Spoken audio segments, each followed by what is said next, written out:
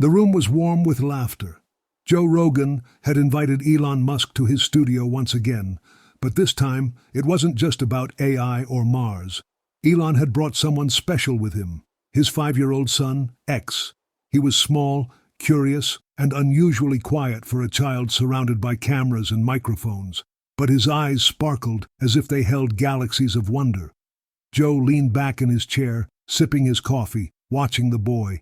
Then, almost like he didn't mean to say it, he smiled and asked, "Hey kid, do you believe in God?" The room fell silent.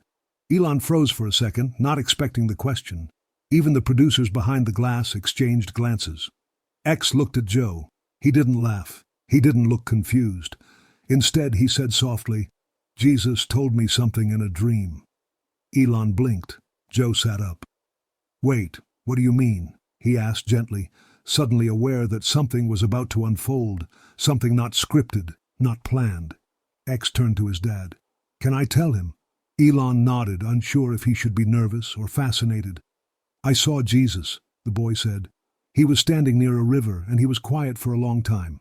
Then he said, 'Tell your father he's not alone, even when he feels like it.'" Joe looked at Elon. Elon looked at the floor. This wasn't a moment for debate or skepticism. This wasn't about theology or science. It was about something pure, something that came from the lips of a child who had nothing to prove. "Do you think it was just a dream?" Joe finally asked. X tilted his head. "I don't know.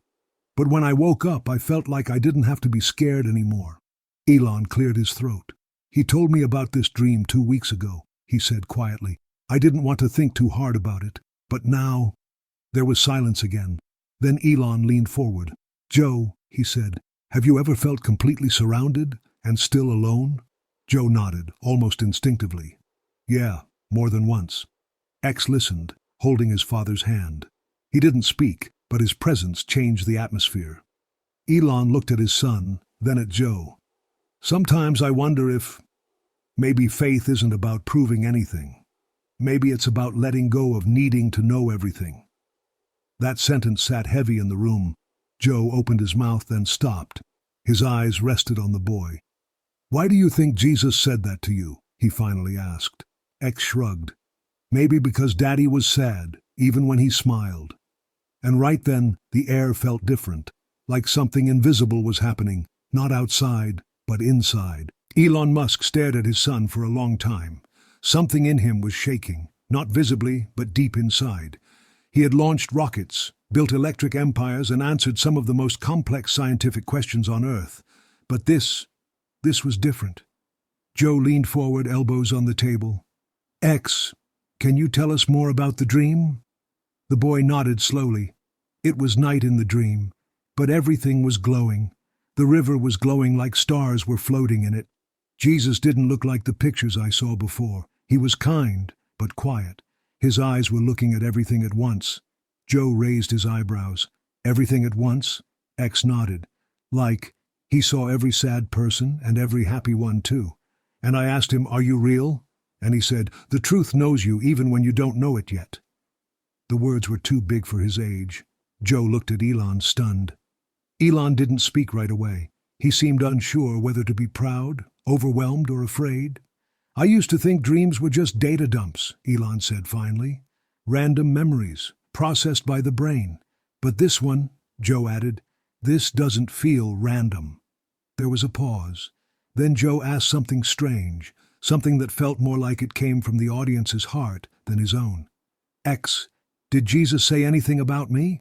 Elon glanced at Joe, surprised, but the boy looked serious. X closed his eyes for a second, then said, "He didn't say your name, but he looked at me and said, 'Tell the man asking questions that the answers he wants are not in the noise, but in the stillness.'" Joe sat back in his chair. He didn't laugh. He didn't speak. He looked lost for a moment. And in that pause, the entire studio seemed to fade out. Elon whispered, "You know, I've spent my whole life trying to build what's next, but I never stopped to ask if I'm missing what matters now." Joe's eyes were red. "I always thought, if I ask enough questions, I'll finally feel peace." X looked up at him. "Jesus didn't talk much, but when he did, it felt like he already knew everything about me and still liked me." That sentence cracked something open. Elon closed his eyes, resting his hand over his son's. Joe wiped his face and muttered, "Man, this isn't how I thought today would go." The boy whispered, "It's okay. Jesus said sometimes the truth walks in when you're not ready, but still needing it." Joe looked at the cameras, then at Elon. "Should we even be recording this?" Elon shook his head. "Maybe this is the only thing we should ever record." And in that silence, everyone watching, in the studio through their screens, or in their own hearts, began to feel the same question rise up.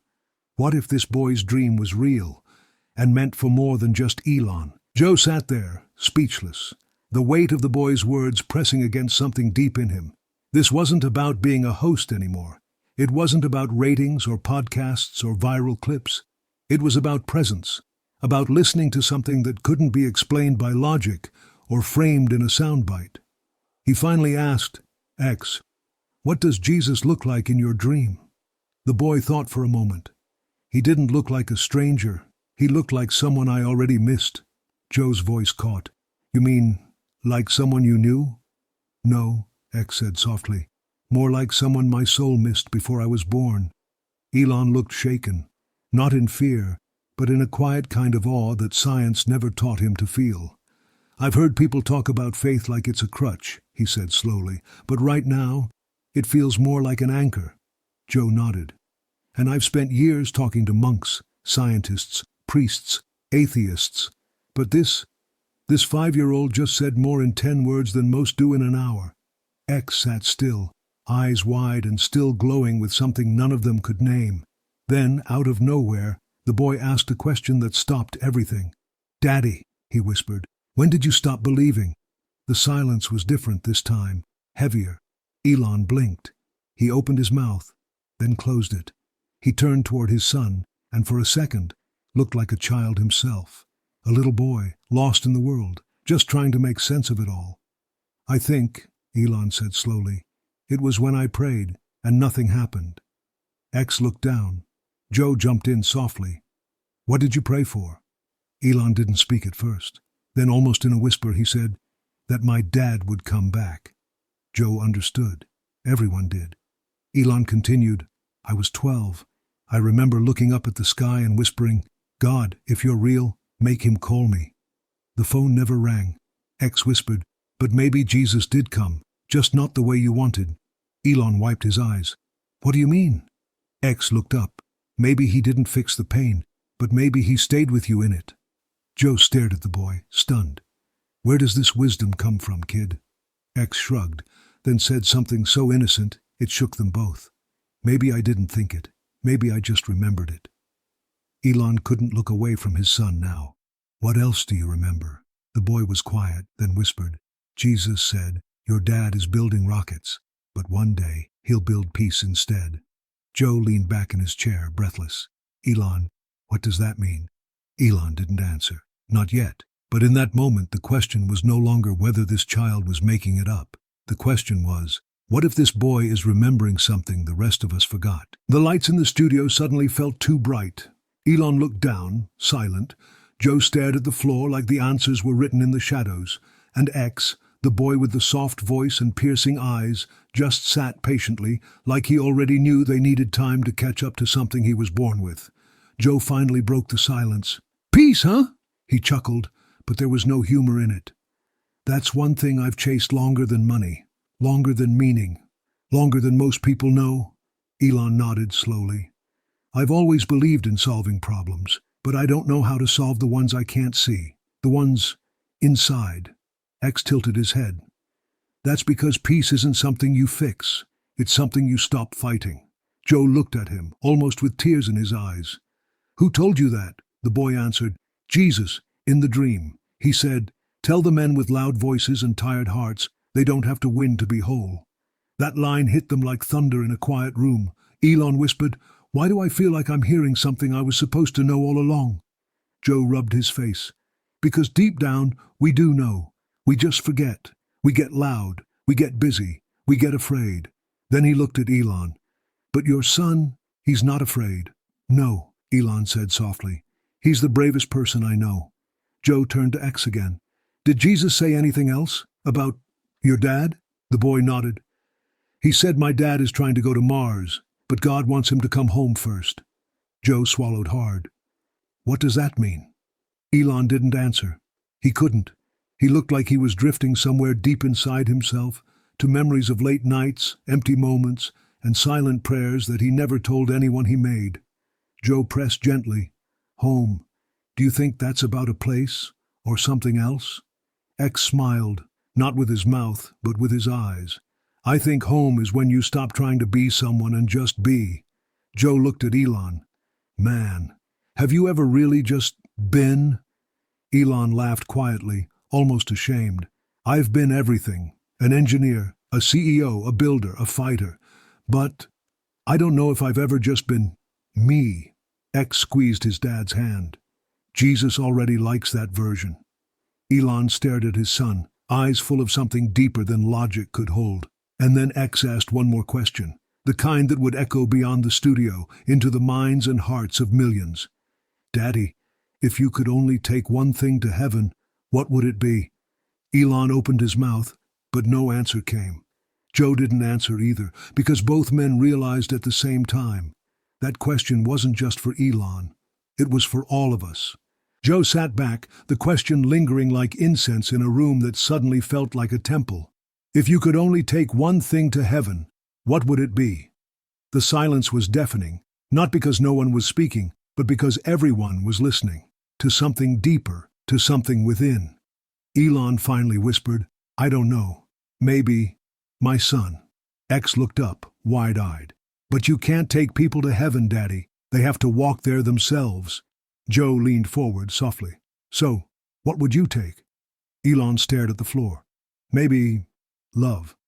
The word didn't come easy. It trembled in his voice, like it hadn't been spoken enough in his world of algorithms and deadlines.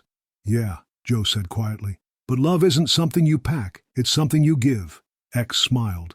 Jesus said the only thing you carry with you forever is what you gave away. Elon turned to his son. And what do you want to give away? The boy didn't even pause. Hope. Joe was still. Why hope? X looked at both men and answered with a child's innocence and a prophet's depth. Because everyone already has fear, but not everyone remembers hope. Elon's voice broke slightly. X, when you said Jesus told you I wasn't alone, did you mean now? Or always? Always, X said. Even before I was born, even before you believed. Joe put his hand to his chest, as if trying to keep something inside from falling apart. This is insane, he said, half laughing through emotion. I talk to Navy SEALs, fighters, philosophers, but this is the first time I feel like I'm hearing something that's not just real, it's eternal. Elon nodded. I spent years thinking about life on other planets, but never really stopped to think about life after this one. Joe added, or the life right in front of us. And then X asked something that hit even harder. Do you think God cares more about the stars we reach, or the hearts we miss? Joe exhaled slowly. Elon didn't speak. He just stared at his son, like seeing him for the first time. Daddy, X said gently, Jesus said science is beautiful, but love is bigger. Joe leaned into that line. That's a quote I'll never forget. X nodded. He also said, one day, people will stop trying to prove God and just start living like he's real. The moment didn't feel like a podcast anymore. It felt like something sacred, something you don't schedule or script. It just happens. Elon finally spoke, voice raw. X, do you think Jesus still talks to people? The boy looked up at him and said with a quiet certainty that silenced everything. He never stopped. We just stopped listening. The studio had gone completely still, not in awkwardness, but reverence. Joe looked down, slowly shaking his head, overwhelmed. Man, I don't even know what to say anymore. Elon leaned back, breathing deeply, like he was exhaling years of questions he never dared to ask. His son sat quietly, swinging his feet, unaware, or maybe too aware, of the storm he had just calmed with childlike truth. X, Elon asked softly, do you ever talk to Jesus when you're awake? The boy nodded. Not with words, just with quiet. Joe leaned forward. What does that feel like? The boy thought. It feels like everything is okay, even if it isn't. That line landed like lightning wrapped in peace. Joe smiled gently.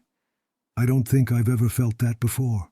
X turned to him. You will, when you stop trying to feel it. Elon chuckled, a mix of awe and surrender. You're 5. How do you know all this? The boy shrugged. I don't know it in my head. I just feel it in my chest. Then he looked straight at Elon and asked one last question. Do you believe me now? That question didn't demand an answer. It invited one. Elon stared at his son, eyes wet but clear. I don't just believe you. I believe something's been waiting for me to believe for a long time. Joe put a hand on Elon's shoulder, his own voice rough. You know, I've interviewed thousands of people, Elon, but I think your son just said what most of us are too scared to even think. Elon nodded. That God might be real, and waiting quietly behind our chaos. Joe looked at the boy. X, what would you want people to know, if this is the only thing they hear from you? The boy didn't hesitate. That Jesus still loves people who don't believe in him. That sentence struck like thunder, not to condemn but to comfort, not to divide but to unite. Elon whispered, Even me? The boy smiled. Especially you. Joe sat back, heart full. Well, that's the realest thing I've ever heard on this show. And just before the cameras faded out, X leaned in and whispered something into Joe's ear. Joe nodded slowly, visibly moved. What did he say? Elon asked. Joe smiled, eyes glistening. He said, God doesn't want us to figure him out. He just wants us to come closer. The screen faded to black. No applause, no debate, just a quiet stillness, and the kind of peace that doesn't make sense, but makes you feel like you're finally home.